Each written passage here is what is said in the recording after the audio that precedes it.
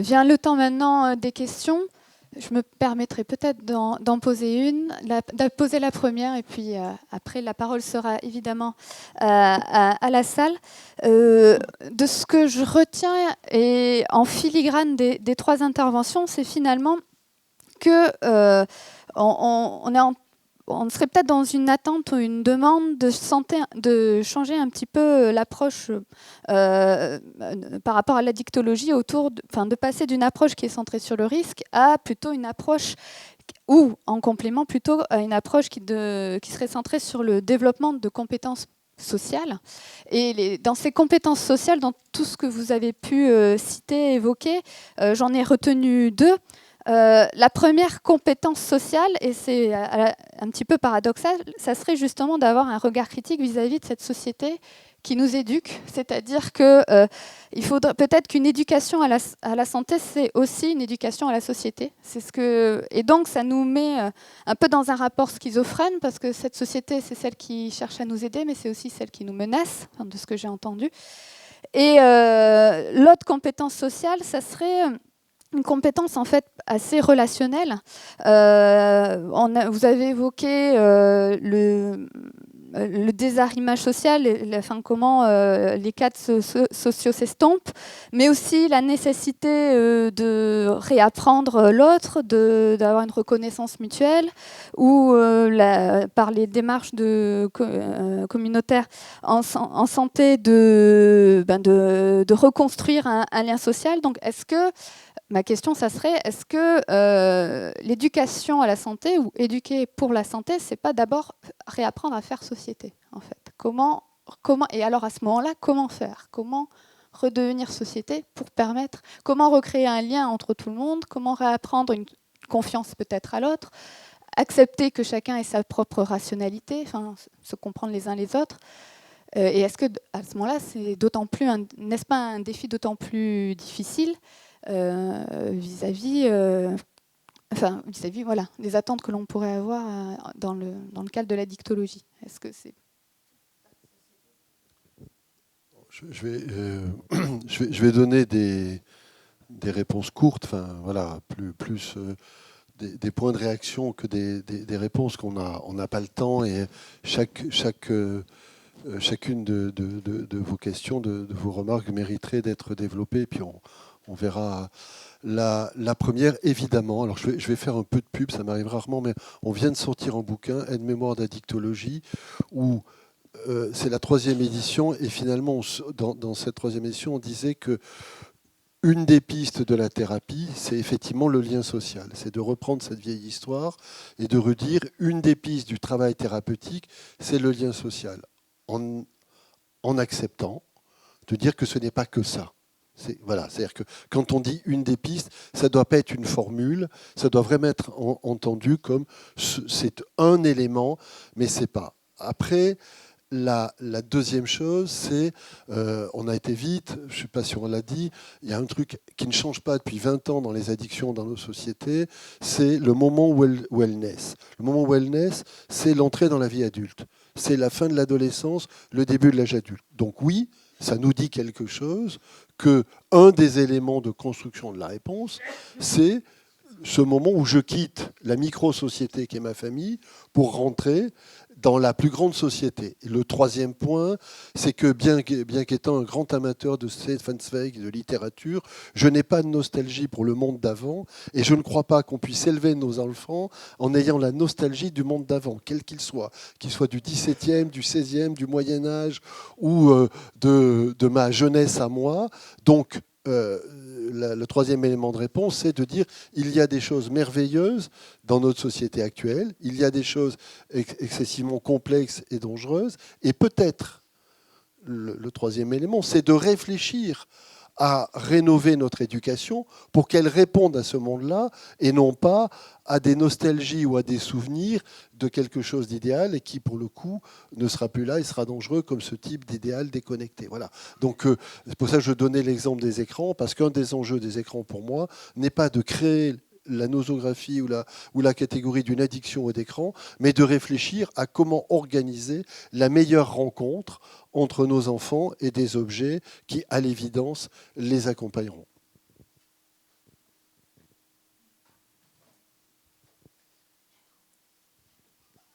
enfin, je peux rebondir, mais il y a peut-être des questions. Je pense que...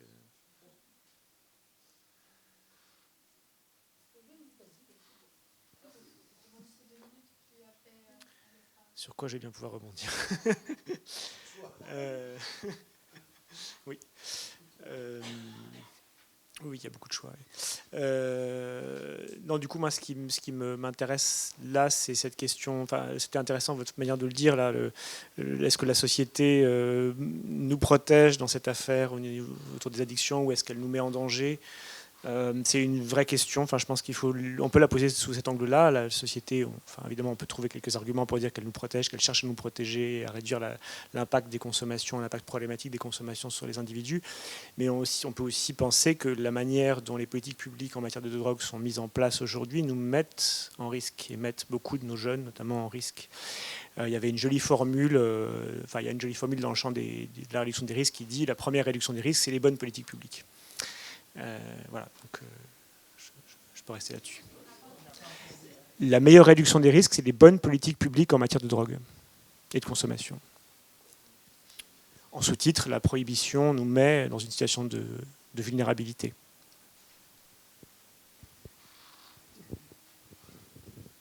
Très, très, très rapidement, parce que pour répondre à la question d'Alicia, je voulais faire référence à la charte d'Ottawa, mais je laisserai peut-être Bernard Pissarro, qui en était un des rédacteurs, de développer, parce que la charte d'Ottawa, qui a 33 ans, à peu près, de l'OMS, définit la santé dans une approche globale, mais l'approche globale qui contextualise.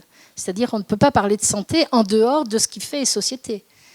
Et donc des déterminants bien sûr individuels, mais bien plus des déterminants parlent notamment, et j'y pensais ce matin en écoutant les informations, parlent y compris de la question de la paix.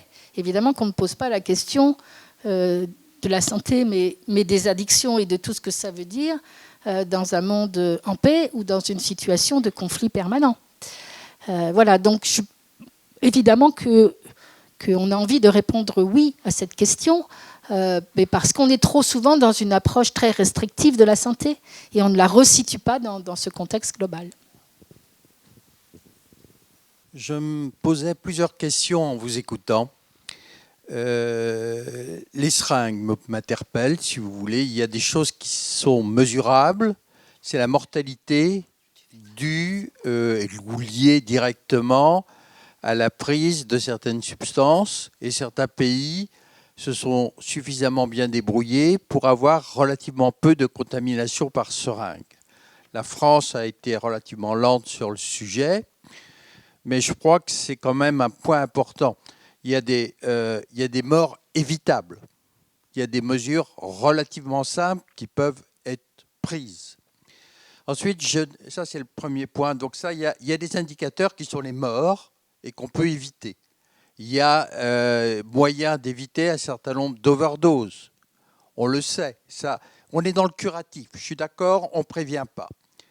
Le deuxième point, c'est qu'on a en face de soi des gens qui, eux, utilisent le monde moderne pour pousser, je dirais, les jeunes vers la prise de substances.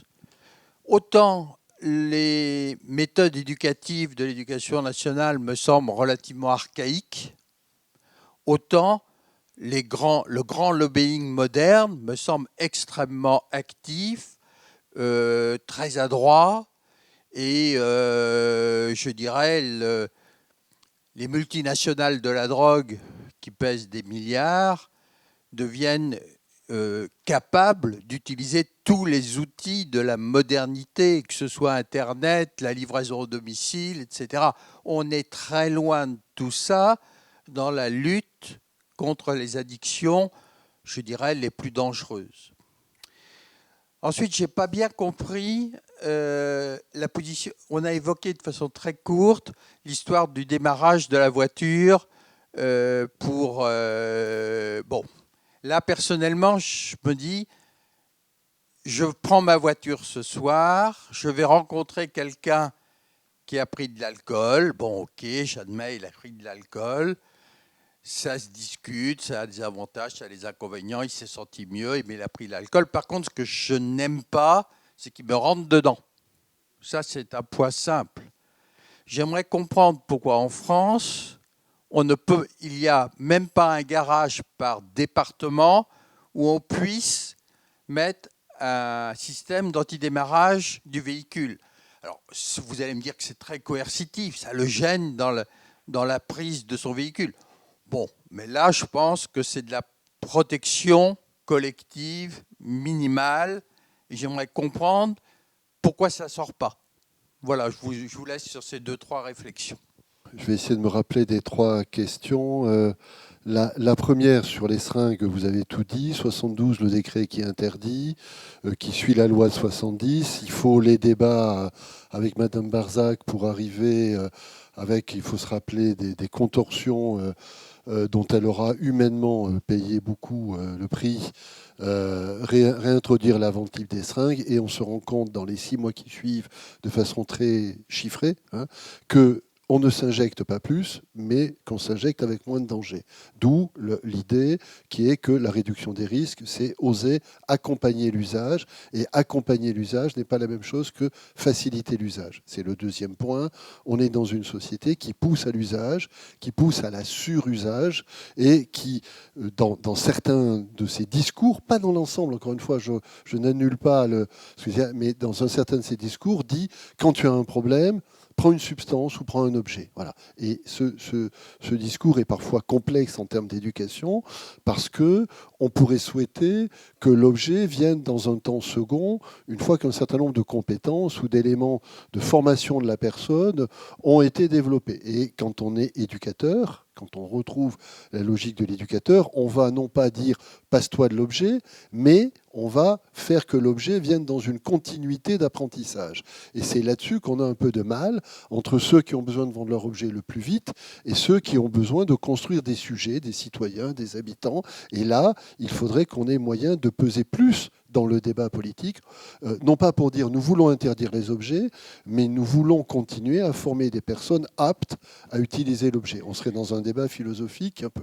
Le troisième, ça me ramène du coup à l'antidémarreur, c'est si l'antidémarreur, ça a pour solution de ne pas réfléchir au reste du problème, on va redéplacer d'un niveau le problème. C'est ça le risque. Et en plus, dans la société française, on va d'autant plus le déplacer d'une étape que vous avez souligné le paradoxe. C'est-à-dire qu'on dira il y a une solution, c'est l'antidémarreur, mais comme le lobby de l'alcool est le plus fort, en plus, on ne la mettra pas en place. Donc d'un côté, on s'évitera de réfléchir au travail éducatif qui serait nécessaire, et de l'autre côté, on est foutu dans le même truc de se priver de l'outil, par ailleurs, au nom de l'influence forte du lobby. C'était la discussion qu'il y a eu, je ne sais pas si vous avez suivi, autour de Sam, celui qui conduit, c'est celui, voilà, qui est un slogan qui a été construit par le lobby alcool, puisque du coup, il fonctionne pour dire. C'est la même chose que la modération. À consommer avec modération, c'est un slogan qui est construit par le lobby de l'alcool. Le slogan qu'on aurait dû nous se battre pour avoir, c'est modérer votre consommation. Ce qui n'est pas la même chose que consommer avec modération. Dans un cas, l'injonction est à consommer. Dans l'autre cas, l'injonction est à modérer. Le sens n'est pas le même. Mais voilà, on n'est pas bon là-dessus, on n'est pas bon dans notre réflexion. On a le don de se caricaturer. Ah, méchant laxiste, vous voulez les laisser rouler complètement défoncés. Ah, méchant mécaniste, vous voulez remplacer le travail éducatif par une nouvelle machine. La discussion, comme à chaque fois, elle est dans l'entre-deux. Elle est dans ce point d'équilibre entre l'objet et la personne. C'est ça tout l'intérêt du travail éducatif, de la santé communautaire, de l'empowerment. Mais c'est quelque chose sur lequel on a en ce moment beaucoup de mal. Or, actuellement, on voit se développer une solution par l'objet, et je renvoie, on n'a pas le temps de le développer là, mais la discussion sur les écrans est quand même fascinante aujourd'hui quand vous regardez des tenants des neurosciences qui d'un côté vous décrivent à quoi l'écran est un instrument absolument génial, et de l'autre côté, les mêmes collègues de la même promotion parfois qui vous décrivent en quoi l'écran est en train de fabriquer l'idiot universel. Voilà. Et si on ne prend pas le temps de sortir de ces paradoxes, on va être dans la nouvelle diabolisation, les nouveaux bons objets, le nouveau mauvais objet. C'est surtout ça, pour moi, qui est à questionner. Oui, tu m'as interpellé tout à l'heure, Bernard Pissarro, tu m'as interpellé tout à l'heure. Alors, moi, j'avais envie de réagir parce que vous avez tous parlé de facteurs de risque. Et je voulais rappeler qu'en matière, au moins en matière de consommation de psychotropes, le risque n'est pas forcément là où on le croit. Je voudrais rappeler que la consommation, sauf si ça a changé dans la dernière année, la consommation de drogues psychoactives est infiniment supérieure dans les classes les plus aisées de la population, mais que les conséquences sont infiniment plus graves dans les classes les plus défavorisées. Et que du coup, alors, et ça va encore plus loin, parce qu'ensuite, s'ils sont malades, dans un cas, ils ont accès facilement à des soins. S'ils ont des ennuis judiciaires, dans un cas, ils ont accès à de bons avocats, ils ne vont pas en prison. Dans l'autre cas, ils vont en prison. Autrement dit, le facteur de risque majeur en matière de substances psychoactives, c'est la catégorie sociale. Et ça, on l'oublie toujours. Et je pense que, alors, comment est-ce qu'on peut, à l'intérieur de ça, faire que l'éducation pour la santé prenne ça en compte, c'est un peu plus compliqué. Mais je pense qu'il ne faut pas l'oublier. Et c'est vrai. Alors, c'était vrai aussi dans un autre sens pour l'alcool, mais parce qu'effectivement, si on reprend l'exemple de la voiture, celui qui a sa voiture comme seul instrument de travail, ça va lui poser des problèmes si on lui met un antidémarreur. S'il a d'autres moyens, il aura un chauffeur ou il prendra le taxi. Autrement dit, je pense qu'il faut qu'on soit extrêmement attentif à l'ensemble des répercussions que l'on peut avoir si on n'oublie pas un facteur de risque majeur. Je reviendrai tout à l'heure sur d'autres choses.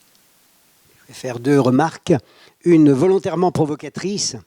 Si j'étais un observateur extérieur et qu'on me dise, venant d'une autre planète, et qu'on me dise de régler le problème de l'addiction, j'observerais, je regarderais ce qui se passe aujourd'hui en 2020 et je dirais, écoutez, il ne faut pas confier ce problème au monde médical parce que c'est lui qui aujourd'hui est le premier pourvoyeur d'addiction, avec les opiacés et les opioïdes d'un côté et les ISRS et les benzodiazépines de l'autre. C'est le premier pourvoyeur de loin d'addiction aujourd'hui. Donc je ne confierai pas ce problème à celui qui en est le premier pourvoyeur. Ça, c'est la première remarque. La deuxième, c'est sur le mot addiction. Je pense que vous avez parlé souvent des écrans, monsieur. On met le mot addiction à toutes les choses. Pour un clinicien, l'addiction, la dépendance, c'est lorsque le sevrage est physiologiquement dangereux pour la santé.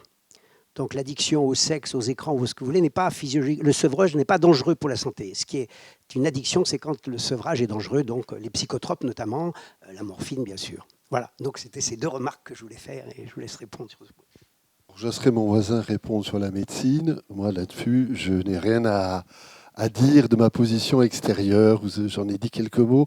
Je nuancerai la deuxième chose, que l'addiction, maintenant, n'est plus rattachée à la dépendance et au sevrage, puisqu'on considère qu'on peut être dépendant, notamment d'opiacés, mais les prendre sous une forme dans laquelle la dépendance ne pose plus problème. C'est le principe du traitement de substitution, et que donc et qu'à l'inverse, on voit apparaître des nouvelles substances addictives qui ne créent pas de dépendance, mais qui créent le phénomène du craving, hein, et c'est le craving qui va être l'objet dominant. Voilà, c'est juste une nuance, mais sur le fond, je vois ce que vous voulez dire, et je souscris, c'est pour ça que j'interrogeais les écrans, cette tendance à vouloir tout ranger dans la boîte des addictions. C'est juste que je ne prendrai pas juste la dépendance comme discriminant, mais vous avez raison, je pense que un des problèmes, c'est qu'à trop avoir lâché sur l'éducation et être trop centré sur la médicalisation et sur la pénalisation, du coup, tout un tas de comportements, on va finir par les voir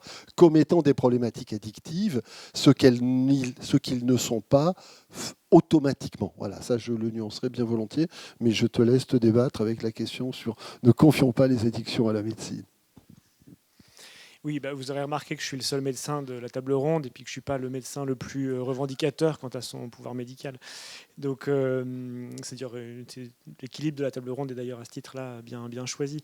Évidemment, ces questions d'addiction, de dépendance, de rapport aux substances ne devraient être que très marginalement envisagées par les médecins. Les médecins ont à entrer en jeu quand il y a une souffrance sous-jacente, quand il y a besoin d'une approche technique et d'une approche relationnelle particulière, mais c'est une très grande minorité des situations. Et que la société se focalise sur la médicalisation de la problématique fait que 80% des gens qui consomment restent en dehors du focus et de la réflexion. On ne réfléchit du coup sur les addictions qu'en termes de problématiques médicales, de pathologies, de maladies chroniques, comme on l'a dit. On n'y pense pas du tout comme le quotidien de la grande majorité de nos concitoyens. Le rapport aux substances est le nôtre propre. Donc, pour rester sur la question des médecins, il faut bien sûr jamais oublier de relire La naissance de la clinique de Foucault, se rappeler quel est le rôle des médecins dans la société. C'est un rôle de soins, mais c'est aussi un rôle de contrôle social. Ça fait partie des missions, entre guillemets, un peu latentes, cachées du monde médical. Les psychiatres, que je suis en particulier, on a un rôle de régulation sociale très important. Il faut le savoir, il faut pouvoir l'assumer, mais justement, il faut savoir à quelle place on est et se restreindre aussi dans la revendication qu'on a à parler sur ces problématiques, quand elles sont des problématiques de société, quand elles sont des problématiques morales, quand elles sont des problématiques de citoyenneté et de rapport au monde, bien avant d'être des problématiques de santé. Mais sur ce point, au-delà de la question des addictions, les enjeux de santé publique, les enjeux de promotion de la santé ne peuvent être confiés qu'aux seuls médecins. Ça paraît être l'évidence. En tout cas, c'est dans la démarche communautaire quelque chose que l'on veut porter profondément. Lorsque l'on dit que c'est affaire de tous les acteurs, bien évidemment, les médecins, mais les professionnels de santé. D'ailleurs, en France, on entend dans professionnels de santé ceux qui sont en fait professionnels du soin, d'une manière générale. On ne distingue pas le cure et le care. Mais les professionnels, mais dans leur diversité, les professionnels du champ éducatif, social, etc. Les politiques, ceux qui ont à prendre des décisions, ceux qui ont à mettre en place des politiques locales. Les fameux HUC dont je parlais tout à l'heure, habitants, usagers, citoyens. Donc les questions de santé, même si en France, ça reste très, très prégnant. Et d'ailleurs, dans la nouvelle loi, dans les attendus de Ma Santé en 2022, on voit bien comment on médicalise essentiellement des questions aussi importantes que celles dont on a parlé les uns et les autres tout à l'heure, y compris des maladies chroniques. Et donc, en faisant ça, on individualise, voire culpabilise les comportements individuels et on déconnecte l'ensemble de ces questions des principaux déterminants qui sont les déterminants sociaux, économiques, etc.